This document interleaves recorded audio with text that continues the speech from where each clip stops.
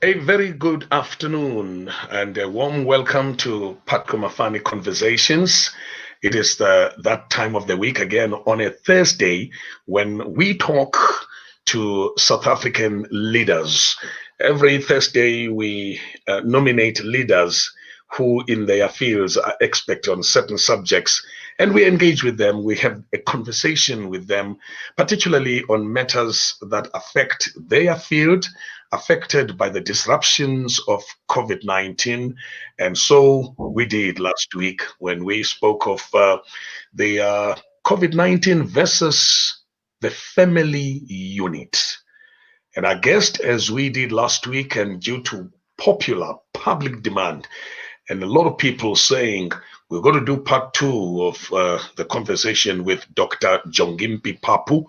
And in case maybe you missed out last week, because I always believe that audiences are dynamic, and I've got to do the introduction. Dr. Jongimpi Papu is a gifted speaker, and I have personally had the privilege of being there when he speaks, thrilling audiences and a lot of people learning and some changing their behavioral patterns and attitudes in life because of the many profound things that he has shared in with his audiences. He has many years of experience in ministry, an energetic and deeply spiritual man. He has the unique ability to communicate not only to church-oriented people, but also to the secular mind. His spontaneous humor and intellectually stimulating approach to holistic Christian living makes him a joy to listen to. And ordained as a minister of the Seventh-day Adventist Church in 1995, Dr. Papu has served the church at a number of different levels, including as the youth director of the Southern African and the vice president for students affairs at Heidelberg College. He is currently serving at the Southern African Indian Ocean, the SID, heading the ministerial and family ministries departments. He's currently the president of a structure in his church, which is called the Cape Conference. Cape Conference taking care of 3 provinces in South Africa, according to his profile: the Western Cape Province, the Northern Cape Province, and the Eastern Cape Province. And that's where he's based, in Port Elizabeth, with offices in Woma. He and his wife, Nomtandazo Patricia, have been blessed with 2 young adult sons, Ubulumko Nosihle. And Dr. Papu enjoys distance running and cycling. I could be hosting a man that is frustrated because there's no comrades this June, or there was no comrades this June, no comrades this winter, but he keeps running, he keeps cycling. And Dr. Papu, another warm welcome. Did that frustrate you, that COVID-19 took away time for your favorite recreationals this year? The disruption affected your favorite recreational programs, particularly the comrades. Yeah, definitely. Definitely, especially the first 2 months where you couldn't even walk outside. It was terrible. But well, we survived. I guess those who could not smoke and those who could not run were in the same WhatsApp group. Yeah. and at least you could do some cycling as well, because at least I do know that you do cycle from. Do you have a team of other people who cycle with you, a group of, or do you just take on the road alone? Whenever you find time. Actually, it's not safe to be alone, because with cycling, unlike running, you can just do anything between 8 and 14 kilometers, 15. You don't go very far, but with cycling, you tend to go 40, 50. That takes you away from home and on those lonely roads. So it's always better to be in a bunch. So we usually cycle in a bunch of 20 to 40, 50 cyclists at a go. That keeps us going. Of course, with cycling, you are also able to have indoor smart trainers that help and simulate the actual.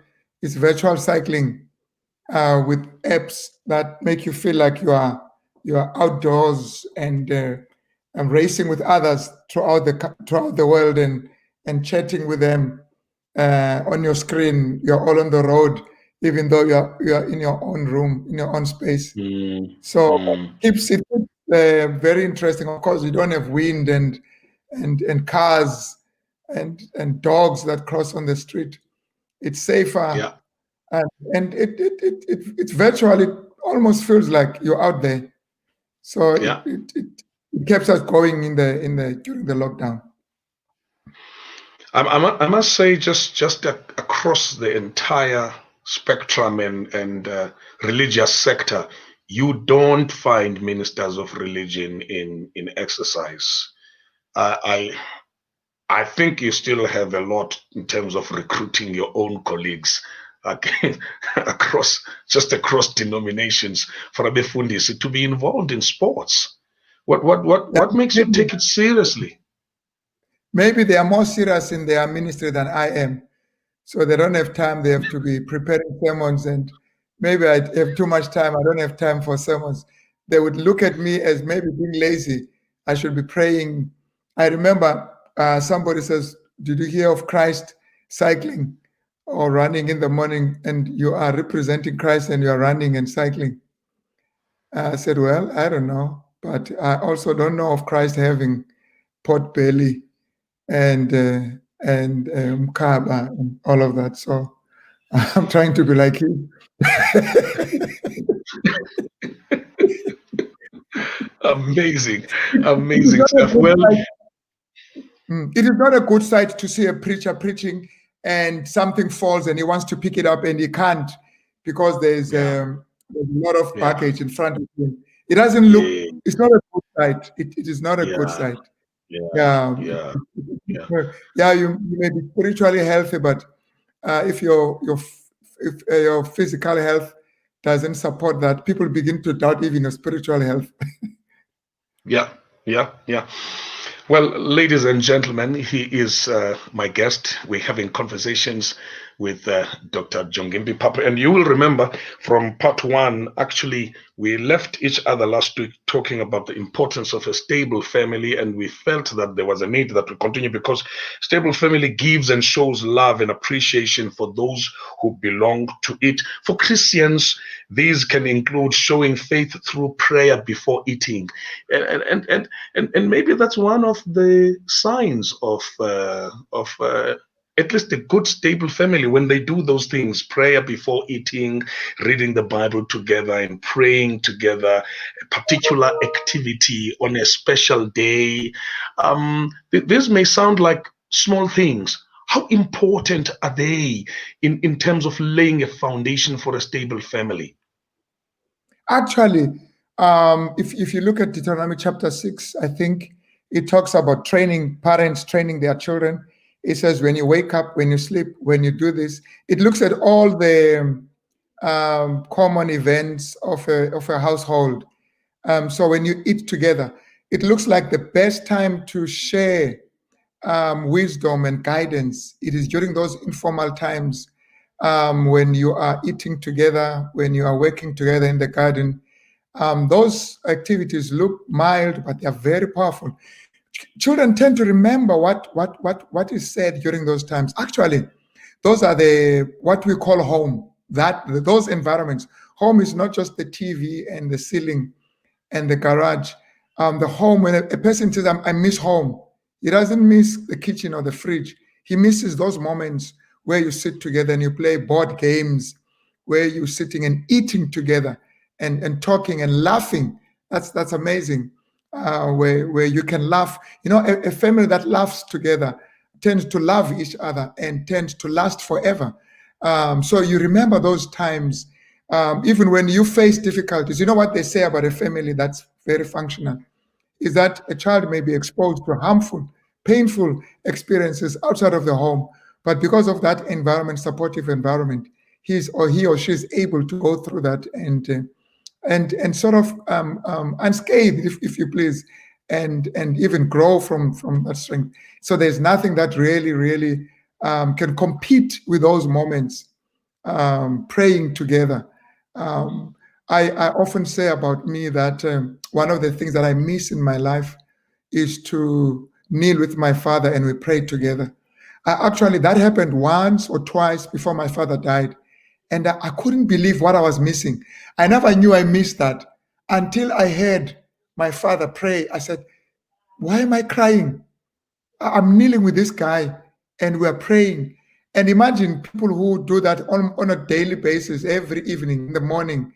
Father prays for you, puts his hand on your child and you pray for your child and go to his room and then says, just before you sleep, boy, do you want daddy to pray for you? What do you wish for? What do you want me to pray for you? What are your issues? What are you facing? And I ask my boys those questions. Said, I'm my girlfriend and this and that and my bicycle or this. Let's pray for that. And it's amazing. Those moments are wonderful. Like I was saying, I cried when I could pray with my father. I couldn't believe it was something so touching. Of course, one of the moments I always think about, even in my adult life, I'm almost 60 now, but I'm still that boy that craves for his father. And those moments I look back, I mean, there were times where we'd get into the car with my father and we'd drive around Cape Town.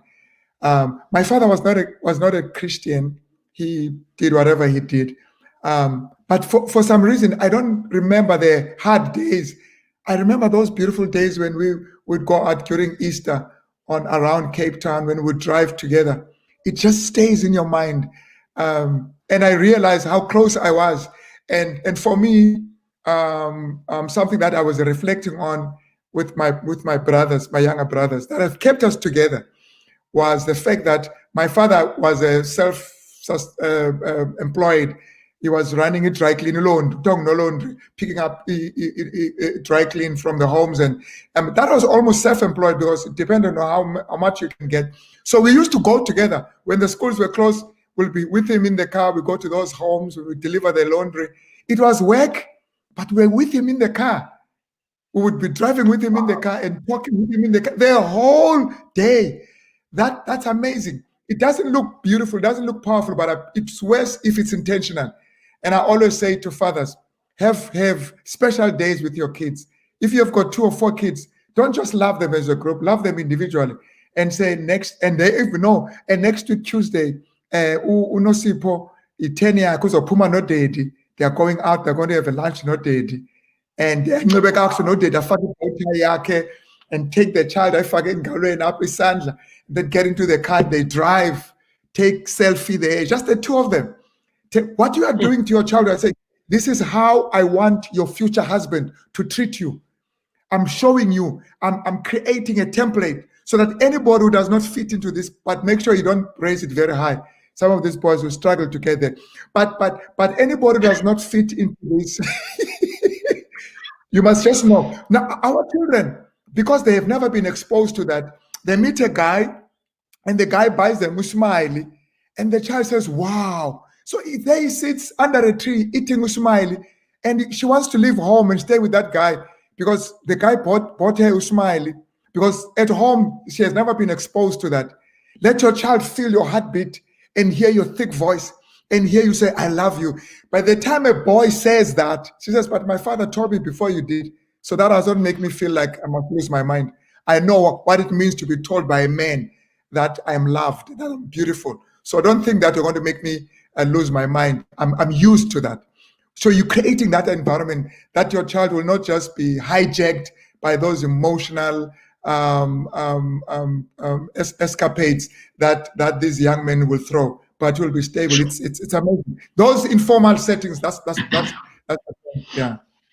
Yeah. Well, thanks for giving us those pointers, particularly we fathers. Well, some of us did not have that privilege, and thanks for contributing. By the way, Dr. Papu, I need to say this now because next month we will be launching my book, and wherever possible, I will invite you to come speak at the launch of my book. I'm talking about my autobiography, Patko Mafani, The Price and Prize of Greatness. And in that book, because I did not have the privilege of growing with my father, my biological father, in that book, I also talk about perhaps the mistakes that I've made in my life, I could have halved them by 50% if I had an opportunity with my father. And maybe the little bit of success that I have enjoyed in my life, perhaps I could have doubled that if my father was there, if I grew up under my father. And as I listen to you now, I sort of reflect on the seriousness of the fathers being there, because it completes the whole environment of a stable family, because a stable home provides a child with a sense of place where they belong and feel safe. So children feel safe, actually, when the family is stable, is the sense of safety. How important is that? I know it's a Mother's Month, and this is relevant to talk about fathers. Because one of the things we have done in a Mother's Month is to then put the mothers here and talk about. But the best way to celebrate mothers is to talk about fathers, because most of the pain and the frustration that mothers go through is coming from that Correct. angle. And somebody would say, Yes. you are saying fathers are important. Does that mean mothers are not important? No. You see, mothers carry us in their womb. There are very few mothers who leave their children. I promise you. And when it comes to a boy child, which is actually one of the problems you're facing, when it comes to a boy child, the identity is from a man. He builds his identity. He builds his image of what a man is based on the father. The father who's there. Girls will always have the mother. The mother is there, and boys will have the mother. But you have a serious problem when the boy builds his image of manhood on the image of a mother. We have a serious problem. Now he is a boy that is trapped in a mother figure, and that has been shown by psychologists to create a serious disjoint in this boy's psyche. And I'm not even justifying that, leads to anger and frustration. Now, I mean, the whole issue of father deficiency, there's a volume of work or literature on father deficiency. Father deficiencies, you know, you talk about vitamin D deficiency. You remember at school that if you have vitamin D deficiency, then you've got if you have got this deficiency, this vitamin, you develop this eyesight. But there's something called father deficiency, that children who are deficient in fathers as role models, it shows in their upbringing. It shows in how they tackle issues of life. And I don't want to go very far with that. And that, by the way, is one of the very, very serious challenges facing us. You know, fathers must actually decide to remain. I know some would argue and say there's the natural affinity between the father and the child, but you must work on it. You must develop it. Mothers and kids. You remember George Floyd's, his last words before he died was "Mama, Mama." He cried. He cried for his mother. He didn't say father. He didn't say father, father. He cried for his mother. He's basically crying for that environment where he had support, where he was affirmed, where he was loved, and his cry was mother. And it's interesting, even with men, that classically said mama yo, autitata yo, mama yo, because you see there's that link with the mother, there's that connection. Now, what makes this very interesting is that fathers, it is easier for fathers to leave their children, because for you to connect your kids, it must be intentional. With mothers, I mean, you can't. Your child is there in your belly for what, 9 months? He sucks for 2 or 3 years. There's no way that connection is built. It's there. It's there forever. But with fathers, it must be intentional. You've got to be there. You've got to plan to be there, and it makes a big difference. And I would like us to touch on that, because we need to ask ourselves what has gone wrong, because the rate of single. Remember, we're talking about our single parents. The majority of single parents are mothers. I mean, for a good biological reason and social reasons, are mothers. Fathers are not there. The latest statistics I looked at was that children that are born at birth without fathers, there were over 60% no fathers at birth. I'm not talking about death or divorce. At birth, no father. Now, what the situation we're in now is such that children who have fathers are going to be laughed at in school. They will say, hey, gents, unotata lo, hey, usipho unotata, nakutata kuzomlanda, unotata, because it's abnormal to have a father. We're going to have kids who actually don't have fathers. Now, I was in Cape Town 2 weeks ago. I was shocked. I don't know, I haven't been there for some time in Google it. You know, where we stay, there's quiet and all of that in these areas. But I was shocked to see kids 5 years. I almost felt like, my goodness, 5 years to 9 years. Time is 8 o'clock. They are playing outside. Endleleni, 8 o'clock in the evening. 6-year-old. I can promise you, all of those kids, there's no father. There is no father who can stay at home and the 6-year-old is outside playing. I can promise you, there is no father. You know, when you grew up at home, you know it. Your parents will say, light the lights. When the lights come on, I want you to be here at home.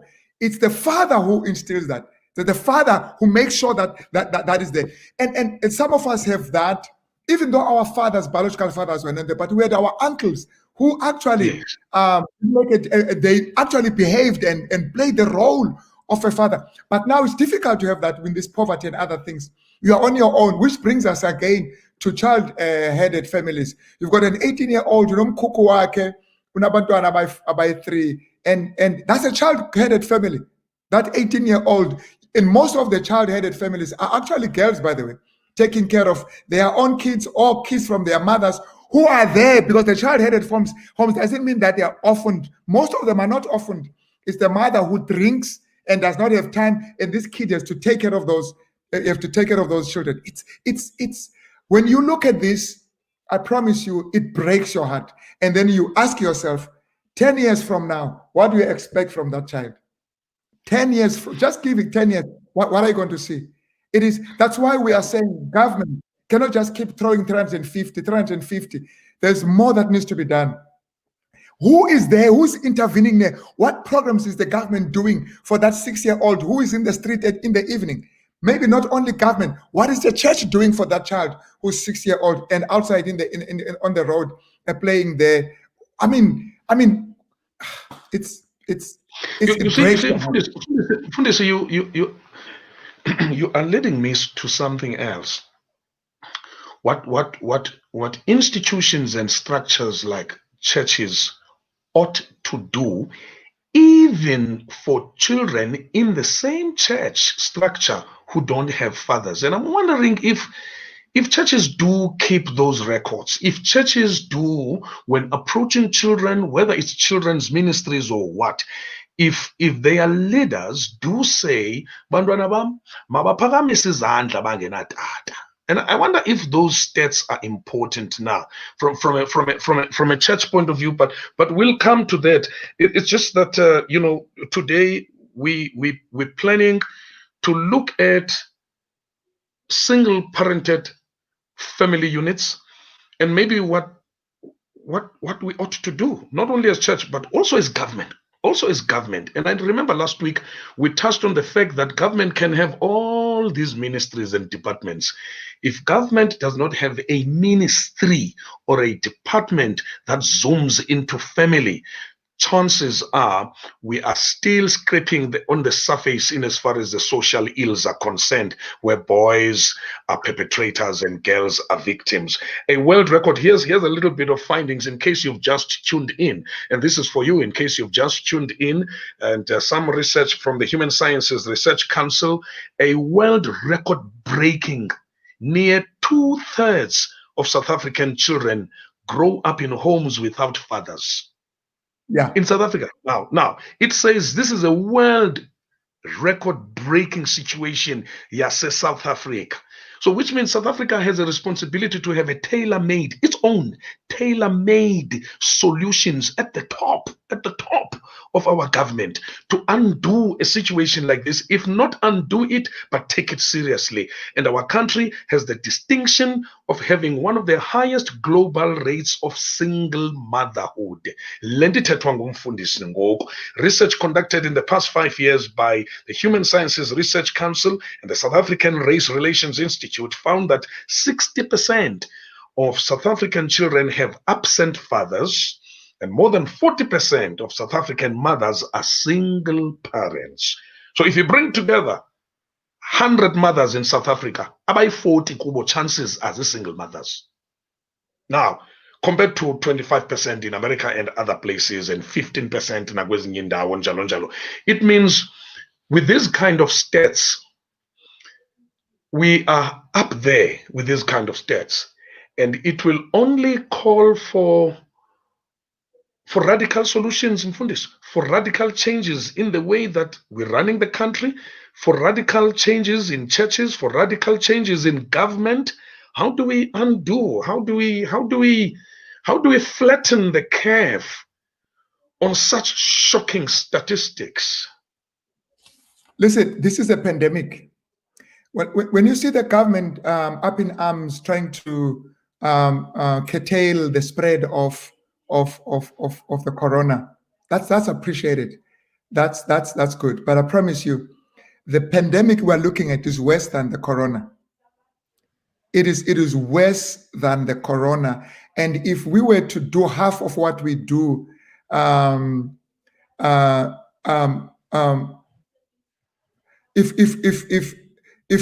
we're to do half of what to do for the corona and do it for the family, I promise you, it would be something. The question we need to ask: what has brought us to this point? Has this thing always been like this? Sorry,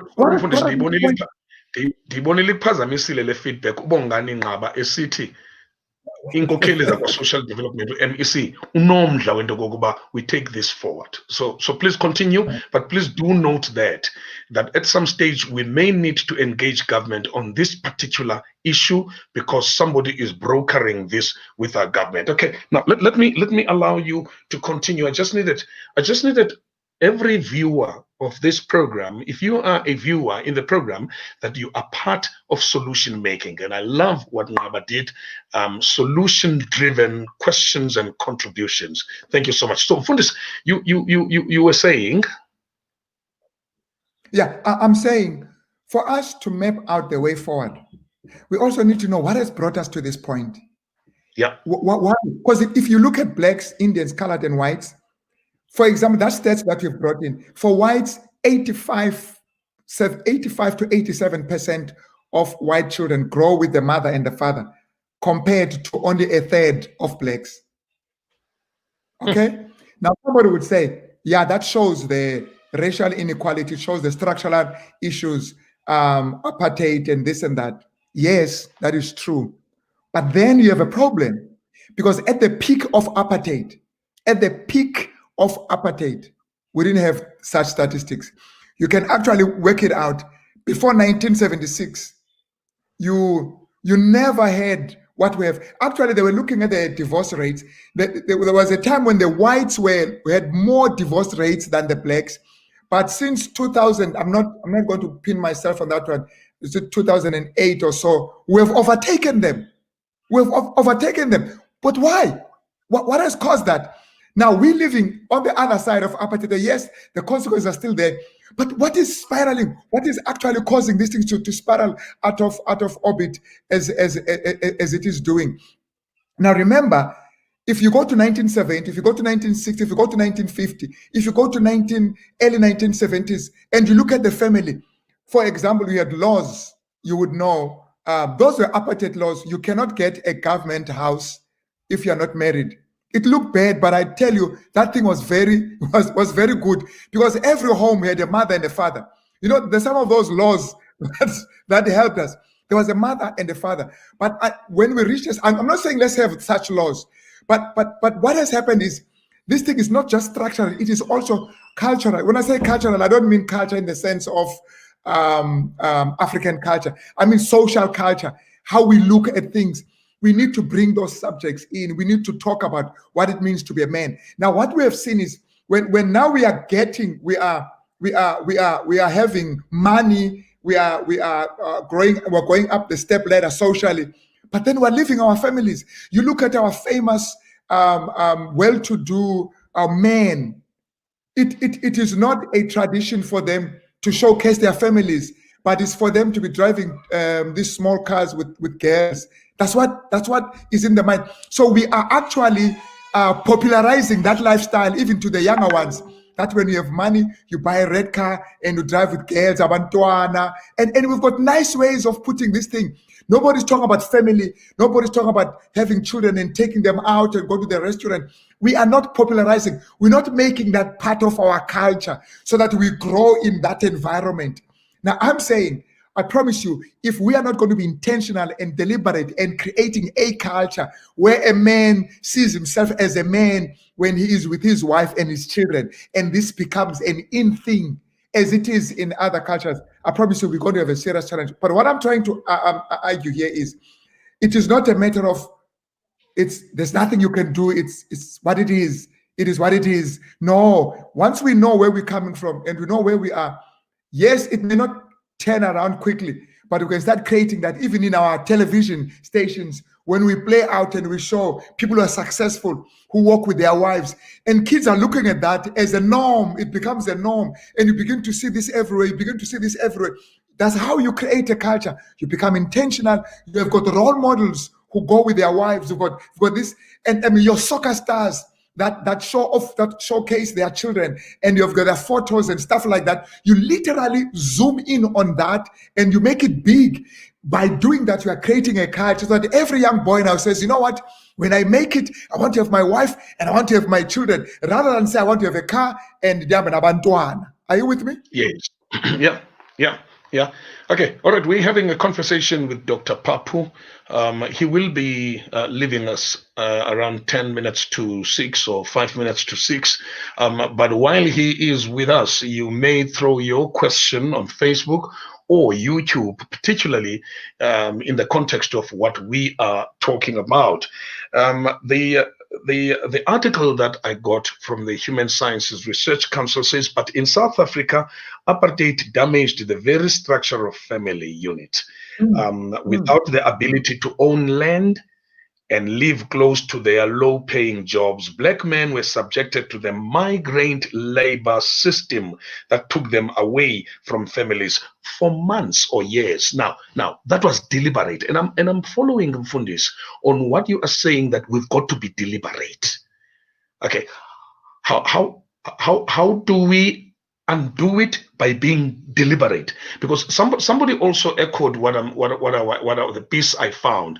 Our team Lanjana says fatherlessness was largely created by the forced migrant labor system our grandfathers were subjected to. That's fine, but now we have another government. We have a democratic government. If that was deliberate, shouldn't it be deliberate now? Now I'm going to marry this thought, Mfundis, with another thought that says, how serious are we with family stability if we lock out the phenomenon of marriage? Because another thing that is sort of trendy out there is young ladies saying, no, I just want to have a child and I'm full chat. Just want to have a child. And I'm worried about the stability of those kind of aspirations. Yes, many ladies end up single parents for situations, some of them beyond their control.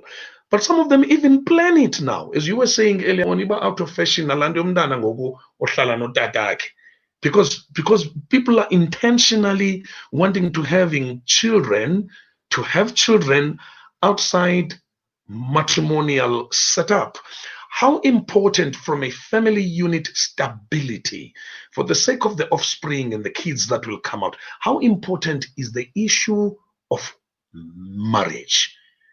And also undoing what was done intentionally by apartheid, now that we have a government that can intentionalize this. Let me tell you something. Let's go back to the migrant labor system, which was an evil system. Because what it did was to take, actually, it made it a culture that once you get, you look, the first thing you need to do is to go to the mines, work a year or two, pay lobola, get married. But you still have that institution of marriage. That now, look, the next thing is for you to go and work for a lobola and then have a home. And then, of course, then you build your own house and then you go and work again and then you come. But what it did was, where you were working, a Val, a Joburg, a deep Western deep level, then you start having another family there. But it was not as easy as it became later on, because no women were allowed into those compounds, as it turned out to be. So you had these men, and it was not as easy for them to have other women there, which also created a problem, because how do you stay out for the whole year without your wife in that environment? And then, of course, then people would go out and try to do this. But even at that time, I promise you, now, let's say they are in Joburg, they're in the Western Deep level. Where are you going to get girls? Where are you going to get men? And they're around Joburg. Because if you've got locals who are staying there, they are actually staying in their homes. It's amazing that if that happened today, it would be disastrous. So even though there was that evil of apartheid, the environment was such that it arrested it, evil as it is, so that it doesn't spiral out of control. Here's the thing. So a boy who is in the village, he knows he has a father who is coming in December. My father is going to come in December. So you sit there, you know, in December, when we close, my father will be here. And the mother will keep saying, I'm going to tell your father. I'm going to tell your father is coming. He knew that my father is coming. His working is coming. Today, you've got boys who does not know who their father is, whether he will ever come. It's a different setup altogether. Now, I'm not saying that was right, but at least you're a home, you're a mother who said, of course,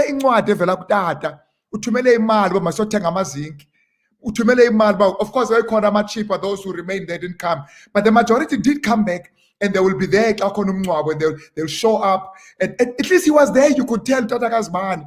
Today, these boys grow up, they don't know who their fathers are. Let me tell you something that came in my mind when you were talking about church. I grew up in the church when my mother was a church member, and so we all went. My father wouldn't go to church. So you know what happened in the church? We were known as Abantwana Makamakaret. Abantwana Makamakaret, not Abantwana Makamtuns. Not Abantwana Bakatatu Papu, but Sasazoja Abantwana Bakamamu Papu. And yet the church knew that my father was alive. But our identity was to our mother, not to our father. The church regarded my father as if he was dead. They never mentioned him, even in our identity. And yet we had boys there, because Tatus Ban is in the church. Now that thing, reflecting on it, it didn't sit well. I've got my father, but for some reason, I'm not known as a child of my father. It's like my father is dead. And you were on a point that, why can't we as a church inculcate this, even if the fathers are not in the church? Even though he's not in church, so that usipho yazi ba utata wakhe is acknowledged enkonzweni, uyazi ba usipho notata. Are you with me? So that may be minor, but that thing is huge. So that's the part about that. So you coming back on the issue of marriage. Marriage was institutionalized. I mean, you just had to marry. Now, what we have now, you are correct, is ladies and women who on the issue of singlehood, who choose to be single by choice. There's no widowhood and there's no divorce or whatever, or choose to be. But here's the thing. This is crime against humanity.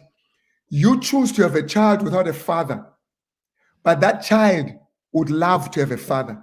You have chosen a life for a child that the child will never choose for himself. It is being selfish to choose to have a child that will not have a father when the child needs a father. Just for your own sake, it is very unfair. It is very selfish, because that child needs a father, but for your own selfish reasons, you just want a child so that you can have a puppy, a pet. This is my child, a pet.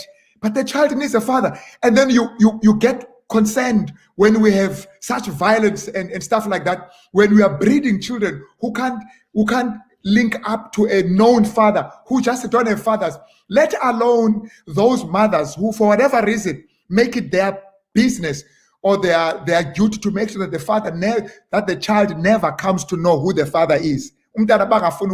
Umama, for whatever reason, maybe they separated in a painful thing, and he says, I will make sure you don't see your children. But who are you doing that for? You're killing your children.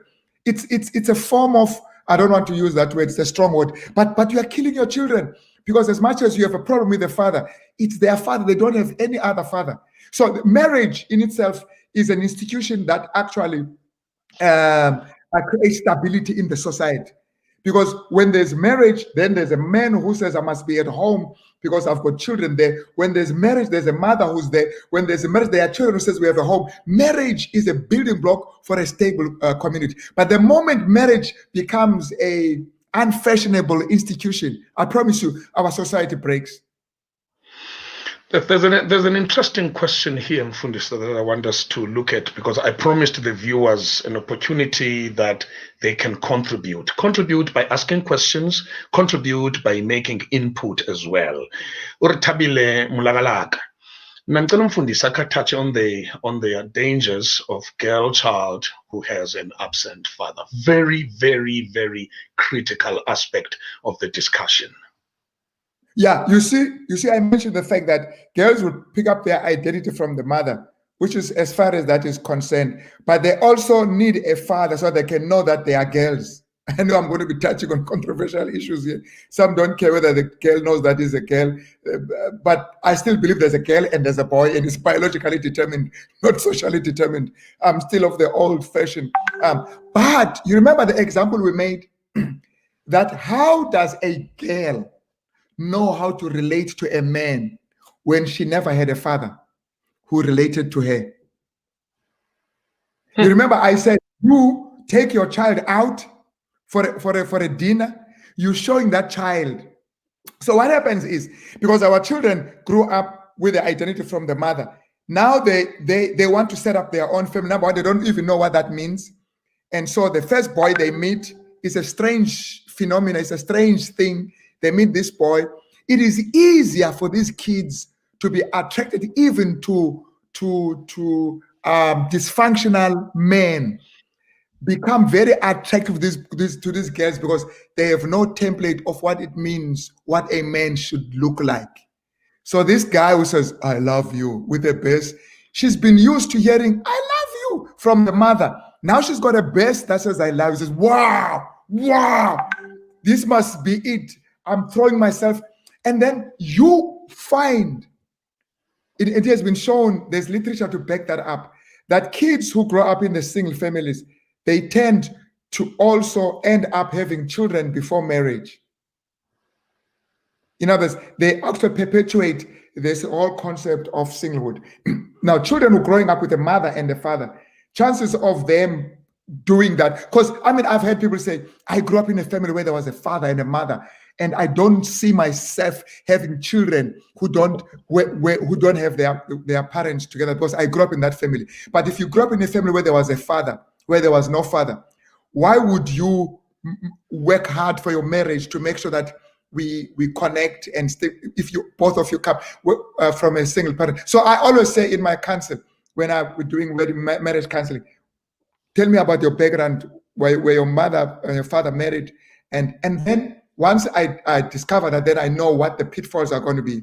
Which now you've got a girl who's marrying, and he has no picture what it means to relate to a husband. She knows how to relate to a mother. She doesn't know how to relate to a husband. And right there's clash, serious clash.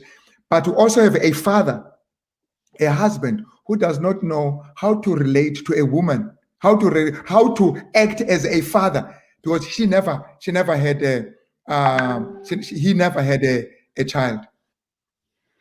Okay, while we're talking about girl child and boy child, then Phoebe Abraham says, what is the impact on the boy child? And this really should be an ongoing dialogue between church, government, civil society, and we believe that if we get this right, there's a lot that we will sort of undo in as far as imibhatyazo ye-generation yethu nemibhatyazo ye-generations before us should not continue with our boy children. So all the men out there, and what Phoebe is saying, all the men out there perhaps have to find boy child. This is the impact on boy child. And I will allow you, I will allow you to stretch it as far back as you want. If you want, you can stretch it as far back as ukuzalwa kwaMoses, as far back as ukuzalwa kaYesu. It looks to me that indaba ka-boy child ihambe ibe nesigezo se-great controversy. If you want to destroy any nature, kill boy child, because akuzobakho legacy. There won't be legacy. Sure. If I won't even go that far, we don't have time. If you go to prison now, drive and go to prison, interview all the inmates, ask one question: do you know your father? What was the relationship between you and your father? You'll be surprised. They had this thing in one prison where the nearest store to the prison ran out of the cards for Mother's Day. So they thought, let's talk now on Father's Day. But there were very few who bought any cards for fathers from that prison. What this does to a child, a girl who grows up without a father gets very frustrated. I call that frustrated girl. A boy who grows up with a father becomes an angry boy. You talk about violence. You talk about violence. A boy who knows that there's a father, that's why I'm here. And that father could be that one. He is angry. He is angry. He is angry at life. He is angry. And of course, we're talking about women being violated by these boys. And you wonder, why would they do that?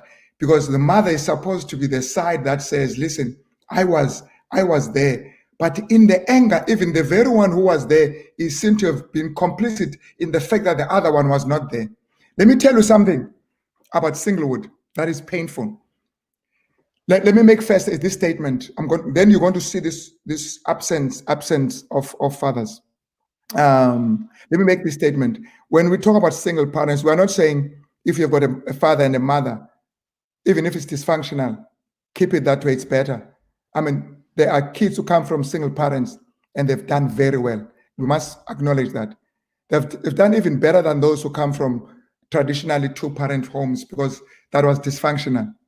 We're not saying here a dysfunctional two-parent family is better than a functional single parent. We're talking about ideally, an ideal. So even with the two-parent, we mean functional.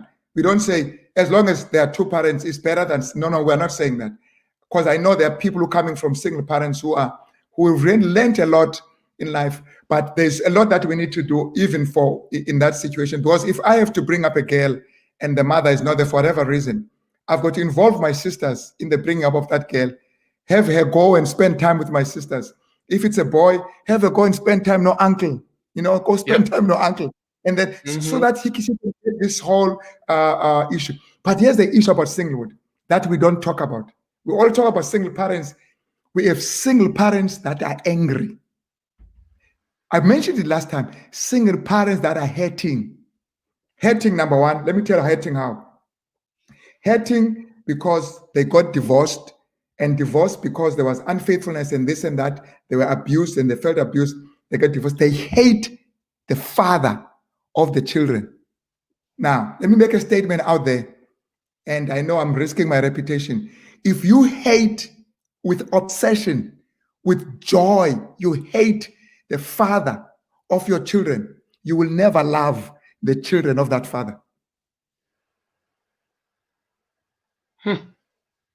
Because what happens, you hate the father of your children, you will actually instill the hatred of that father in your children. And by so doing, you'll destroy them.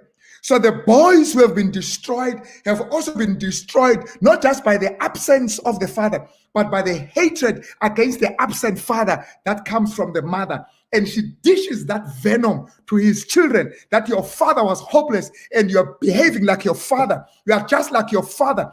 I sat with a woman, a mother, a pastor's wife, who said, Mfundis, this child, I almost killed him one day.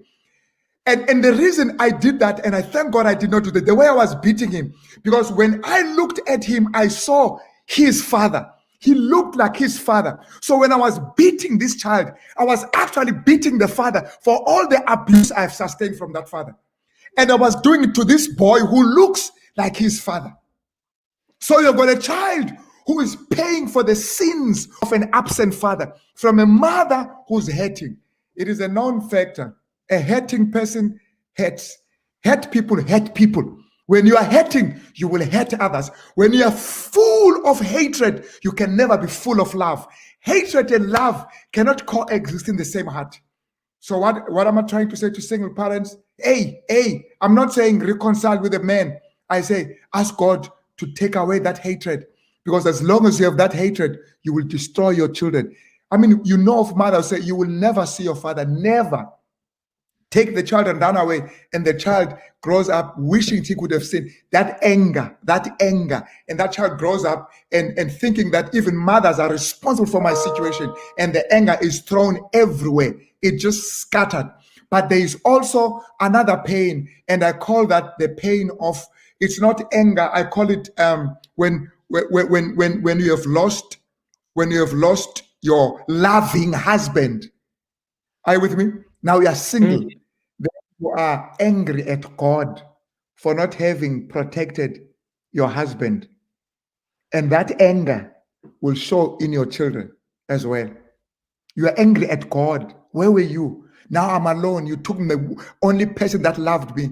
It's worse when you believe that God has taken him to be in heaven, so he's singing with God there, and you are remaining alone. It's even worse when you entertain that belief. And then what happens with your anger towards God? You are angry towards God.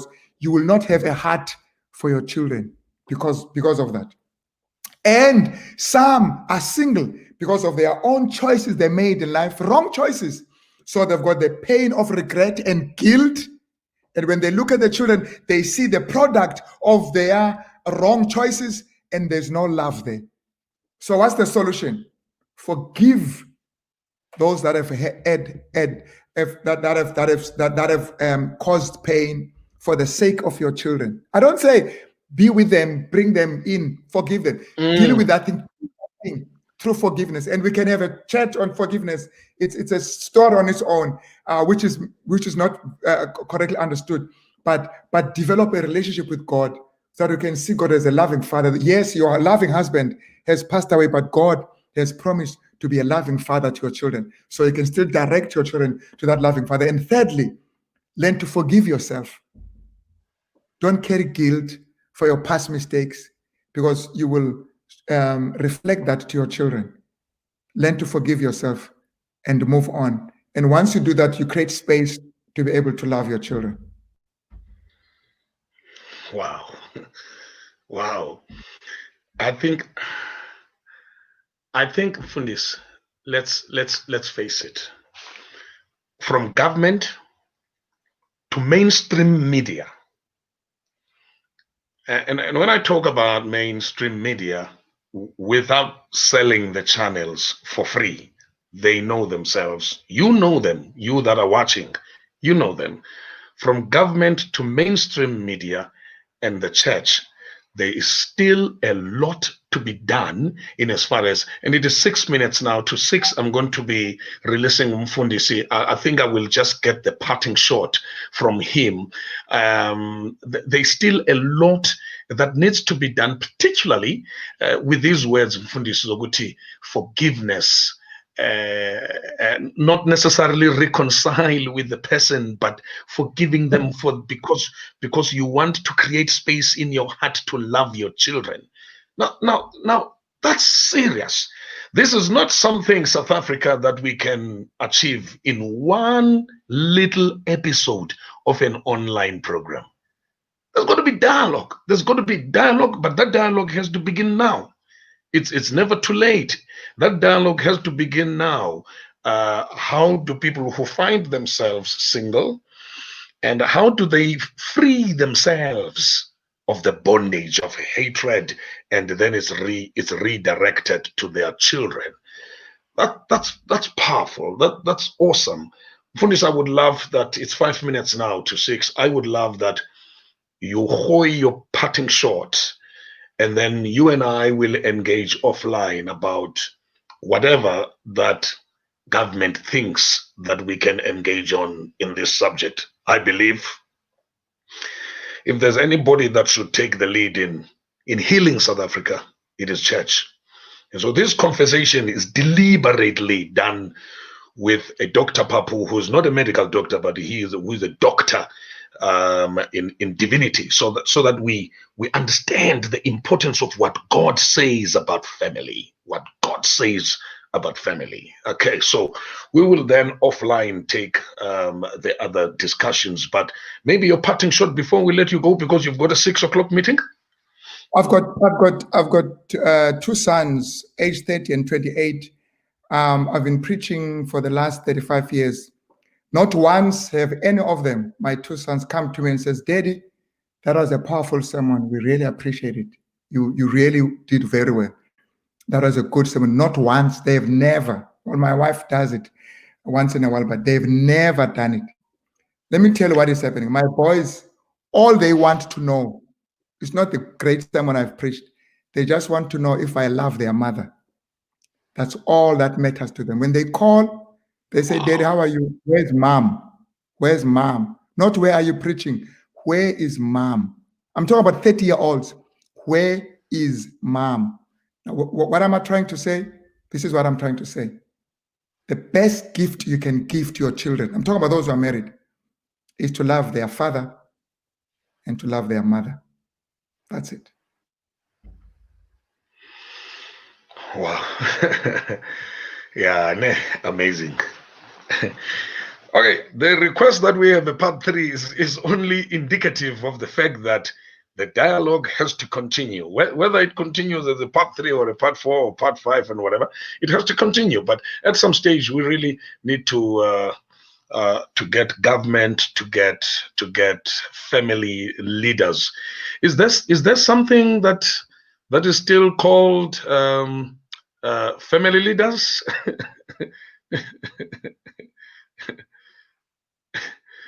Family leaders. Do we still have family leaders? We're in the church, in the government. In church and government and homes. Do we still have family leaders? Because at some stage we need to get family leaders, either under one roof or virtually or through campaigns. We need to continue to engage, But Funis, I don't want to commit you any further. Yeah. Now I want to say to the newlywed and those who have just started on the journey, the greatest gift that God has given you is your partner. And if you walk together on that path, I promise you, you will live a very fulfilling life. Now, but because what you have is great, the devil will do everything to separate you. He doesn't want families. So be aware of that there's an enemy that wants to destroy your family. And that enemy is not your wife or your husband. It is the devil and all his agents. So learn to walk close to God, because he knows the heart of your partner. And he can actually help you to connect better with your partner. Yo, Fundisi iduru ke ngoku le ndawo uvala ngayo, iduru kakhulu into kokuba the one who knows the heart of your partner is God. So without God, you will never navigate the true relationship with your partner, because he is the one who knows the heart of your partner. Ladies and gentlemen, his name is Dr. Jongimpi Papu. Ujongene nalempi ekhoyo kasatana echiti family unit. We've got to, we will engage. Okay, I want to commit to South Africa that's watching now. We will engage. We will find a way to engage. We will, if the doors don't open, we will kick them open, from government to mainstream media, just to make sure that we correct family. And even in churches, you church leaders that have been watching, something big that came out of the conversation, into yokwazi into yoba lo mntana lapha enkonzweni unotata somewhere, noba utata akho usethaveni, unotata netata ngokwesethaveni kodwa unotata. That's profound. That's big. Thank you so much, Fundis. We appreciate. Thank you so much. Thanks for joining us, ladies and gentlemen. Umfundisi Papu, he was our guest today. I've seen a lot of comments, and I've seen a lot of requests for a part 3 and continuing with this particular subject. But I do want to say, if we continue with part 3, part 4 going forward, then I have to have our leaders in social development also as part of the show. Okay.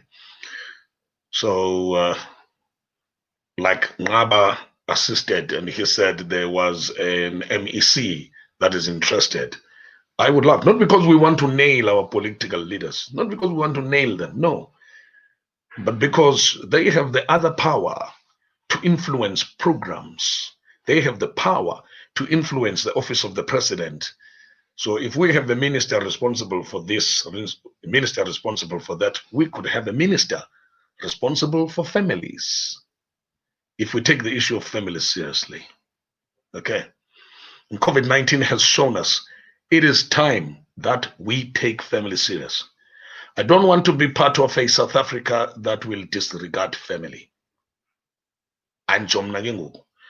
From what I've learned COVID-19 lockdown, part of the COVID-19 lockdown legacies is to take family serious. Family closed, COVID-19 closed everything, closed schools at some point, closed churches, and children remained with one institution, family. If we make that institution stable, we have a better South Africa. Okay.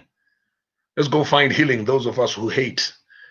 Let's go pray that the hate goes away so that it's not transferred to children. Let's love our children. If we are called to love our enemies, it means we can love even those that hurt us some donkey years ago. If we're called to love our enemies, if we regard them as enemies, that's fine. Okay, but the Bible says love your enemies. Okay, so let's love our enemies. Your exes, our exes, let's love them. Not reconcile with them or go back to them, no. But have a civil way of dealing with them so that we can love our children. Pastor Papu, Dr. Papu says it may be impossible to love our children if we still hate whoever, if we still hate their mothers, if we still hate their fathers. This is Patko Mafani Conversations live every Thursday. The episode is called SA Leaders, and our leader today, South African leaders, Dr. Jongimpi Papu, who has just left us. Well, we'll see you next Thursday. Goodbye. Don't forget, tonight at 12, okay? It's the Midnight Cry with Sando Mbiane and Lami Vanyaza. We'll see you later.